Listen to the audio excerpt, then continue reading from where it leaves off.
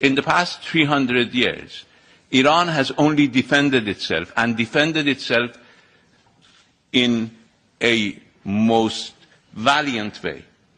You remember when Saddam Hussein attacked Iran?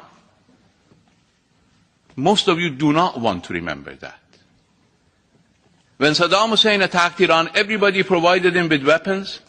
Nobody even provided Iran with the means of defense. And you ask us why we develop our missiles? How do we defend ourselves? What are the means that are left for Iran to defend itself? And Resolution 1929, my friend, is defunct today. It's not operative anymore. Today we have Resolution 2231, which does not make Iran, but just calls upon Iran, it's no longer mandatory, not to produce missiles that are designed to be capable, not capable, designed to be capable of carrying nuclear weapons. We do not have nuclear warheads, so we are not designing anything to carry nuclear warheads that we do not have. But missiles are the means of our defense. If you're concerned about military expenditures, go talk to your governments not to sell so much military hardware to our region.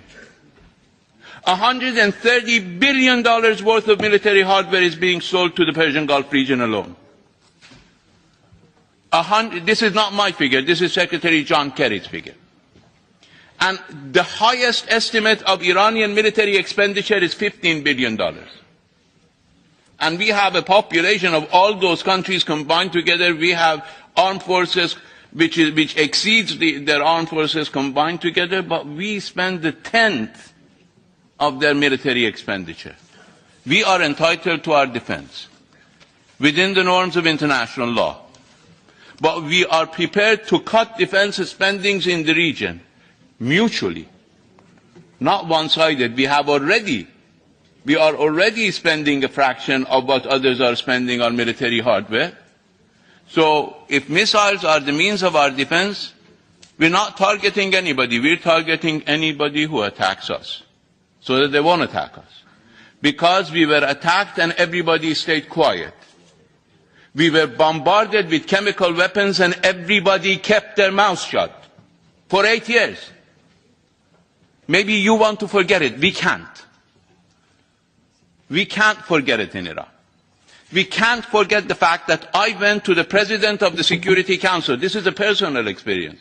I went to the President of the Security Council in 1986 and told him, Mr. President, Iran is being bombarded with chemical weapons, and he said, I can't listen to you. And you know, as long as Saddam Hussein was in office and in Iran, violating our territorial integrity, there is no single Security Council resolution condemning his use of chemical weapons. The first Security Council resolution on Saddam's use of chemical weapons was issued after the end of our war. So I think it's important, while Iran wants to work with the international community, while Iran is open to work with Europe to reduce the concerns and tensions in the region, believe me, we're not the ones who have to gain your trust. We both need to gain each other's trust.